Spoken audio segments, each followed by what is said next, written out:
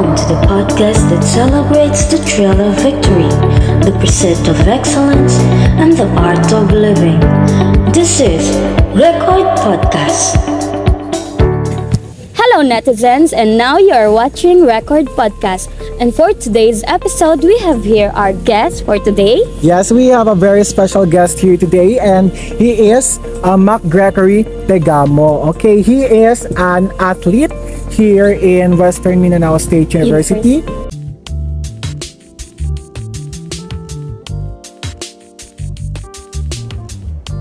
Palpak? Mag-Drive Max ka kasi! Uminom ng Drive Max. Isang capsule bago ang romance.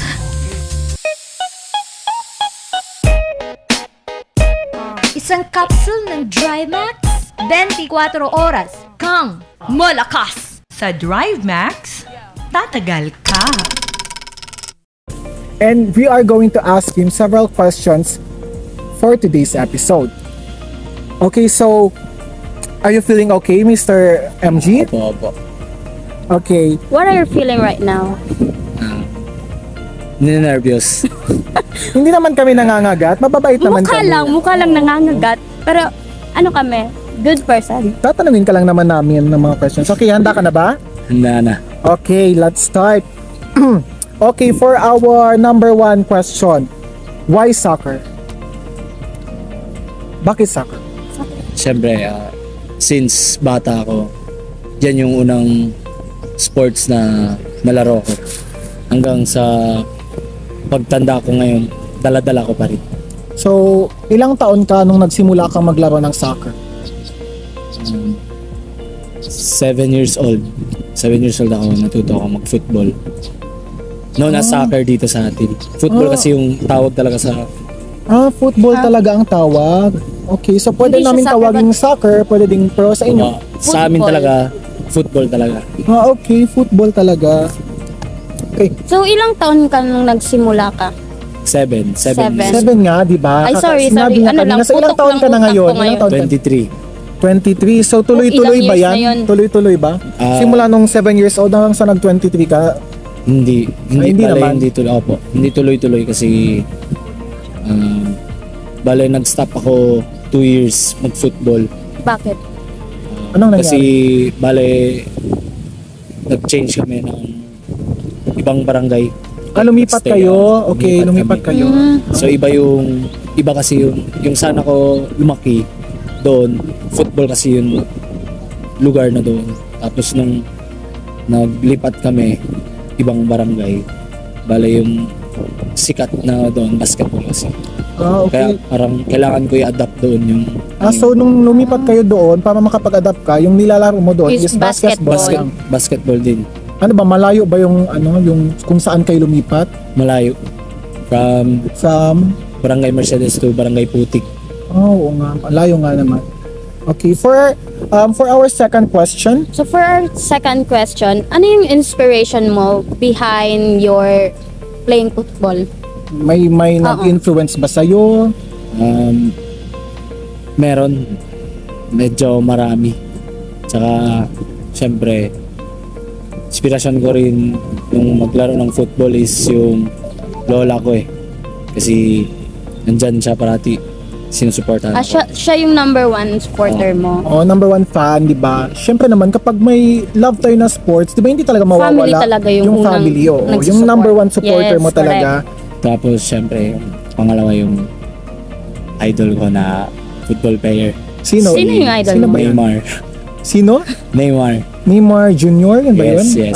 Okay, Neymar Jr. Nakikita ko yun sa ML. Hindi ako familiar. May skin Talaga? yan sa ML, oo. yun. Di ba si Bruno, tapos yung skin niya is Si Neymar Jr., oo.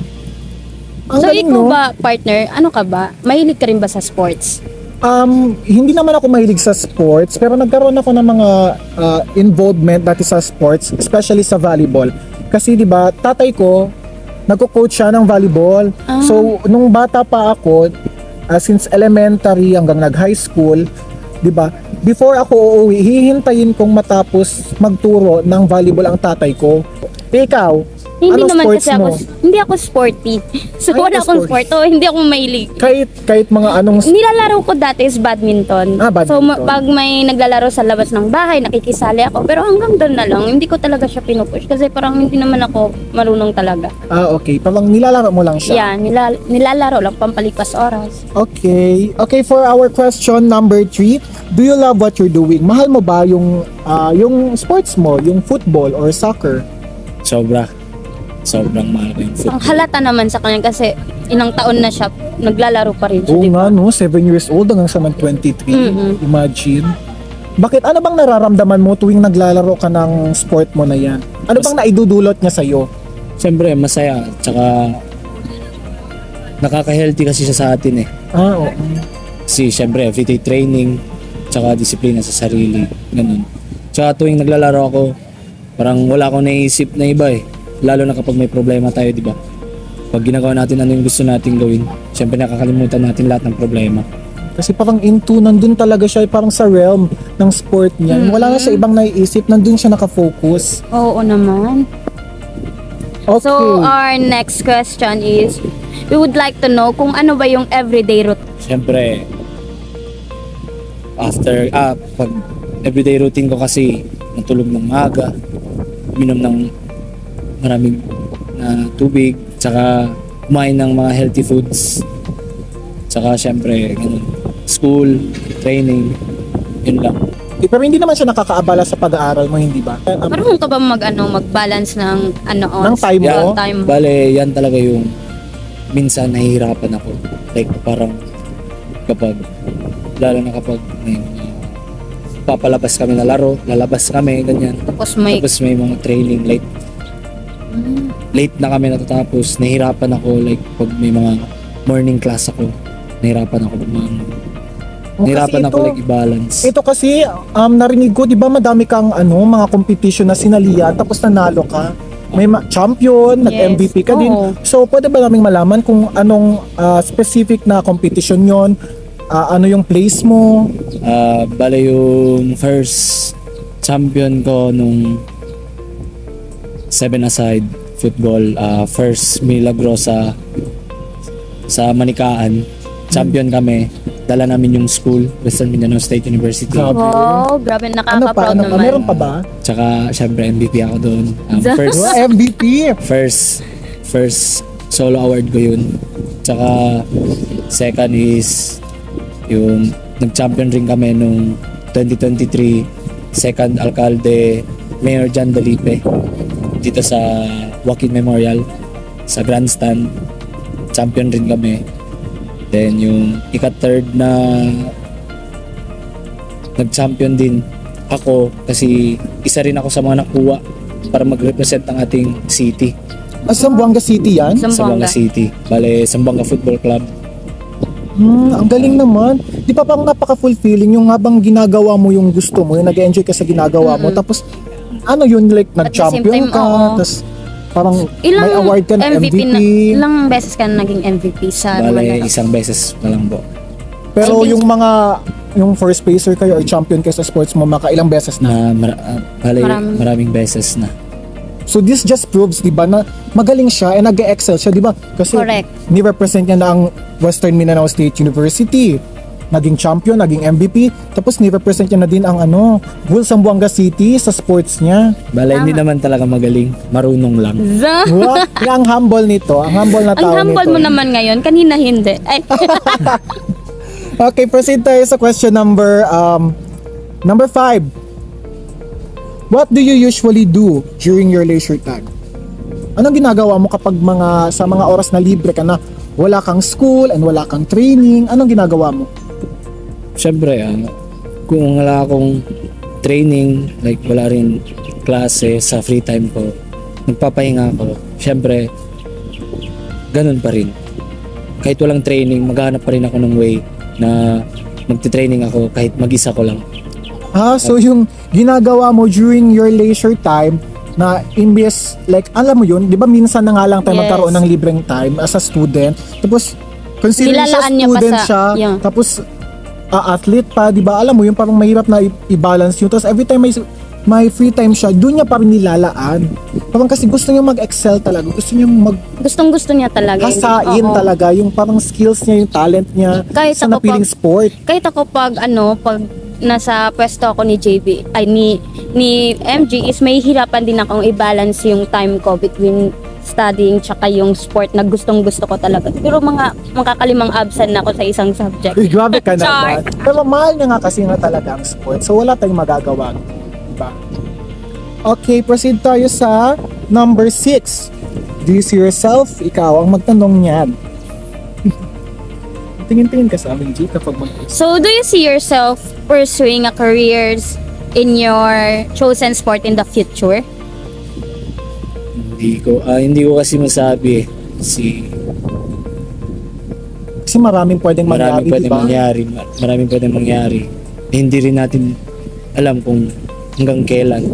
Besides ba sa football, may iba ka bang gustong sports? Wala. Wala Football talaga. Into football talaga siya. Pero totoo Akala nga ko naman kasi yung may sinabi niya. gusto niya din Nag-agree naman maging- ako. Kasi hindi mo naman talaga masabi like in the next 5 Yeah. years, malay mo, may na-introduce sa kanya na bagong sports and May nakahiligan ma-influensya niya. na Oo, yes. di ba? Or malay mo maging busy na siya kasi doon na siya sa corporate world, gagraduate na siya. Or malay mo, di ba, nagkaroon ng pamilya or nagkaroon ng Wala nang business. time. Or lumipat na naman kung saan siya bagong maninirahan, di ba? Tama. Okay, question number 7 na tayo, partner. So, Mr. Degamo, ano ba yung mabibigay mong advice sa mga naglalaro ng ng football sa ngayon? Masasabi ko lang sa mga future young guns, dream big, disiplina sa sarili, tsaka tiwala lang sa sarili. Training, tiyaga, patience, yun lang. Tsaka syempre, huwag nyo kalimutan pag-aaral nyo guys. Kasi dyan talaga kasi kung wala tayo niyan, wala talaga. Oo nga naman, I super agree. Di ba hindi naman porket parang I agree may too. isang bagay ka na gustong-gusto mo, katulad sa kanya, gusto niya ng sport na football, di ba? Into football talaga siya. Yeah. Pero hindi niya pinapabayaan ang pag-aaral niya. He still makes time for his studies. Di ba? Kasi Dapat gano'n naman lang, talaga kasi tama. top tier natin ang pag-aaral natin. Di ba? Alam mo naman sis, kung Yes. gaano ka-importante ang diploma, di ba? Mm-mm. Kahit saan kang lupalop ng mundo mapunta, basta may pinag-aralan ka, basta may diploma ka, may mapupuntahan ka, di ba? Yun lang yung pinursu mo talaga sa sarili mo. When I turned 50, madalas ang back pain. Flanax na. Bukod sa arthritis, magaling din sa back pain. Bilis Bisa number 1. Starting 50s, i-Flanax na yan. From Taisho. So, marerecommend mo ba ang sports na football sa mga taong currently na involved sa ibang sports, ganun? Siyempre, kasi ano ba to? Dito kasi sa atin sa Pilipinas hindi masyadong known yung football, soccer. Kasi mas sikat kasi na sports dito sa atin is basketball, di ba? Dito Yeah. Kaya kami gusto na namin matry yung football. Iba talaga pag naglalaro kayo ng football. Marami din kayo matutunan, hindi lang sa basketball pati sa football. Yun ang gusto kong malaman, partner. Kasi, Tama. di ba, ang dominant kasi ng mga sports dito sa atin sa Buanga City, madalas nakikita natin basketball, volleyball, may badminton, Yes. sepak, di ba, ganun. Pero wala masyadong football. Walang Diba? masyadong naglalaro ng malaman ko ano talaga yung message niya na pwede niyang maibahagi sa mga taong involved sa ibang sport na gustong matry Yeah. itong football Kung na gusto to. nila mag-explore sila para malaman nila Wala yung namang masama pinagkaiba. kapag gusto mo mag-explore sa isang bagay, di ba? Malay mo, dun ka pala mag-excel or may future ka pala dun. May potential ka pala dun. Yes, Di ba? tama ka partner, tama. Okay, maraming salamat po Mr. McGregory you, Degamo. McGregory. Di ba? Thank you din. Ang Okay. football player ng Western Mindanao. Yes, representative ng Western Mindanao State University and Zamboanga City. Okay. Thank you for listening our audience, our viewers, our listeners in Record Podcast. Ako po si Queen Stephen Atilano and this is Joshrin Habibol. and see you on our next episode. Bye! Bye!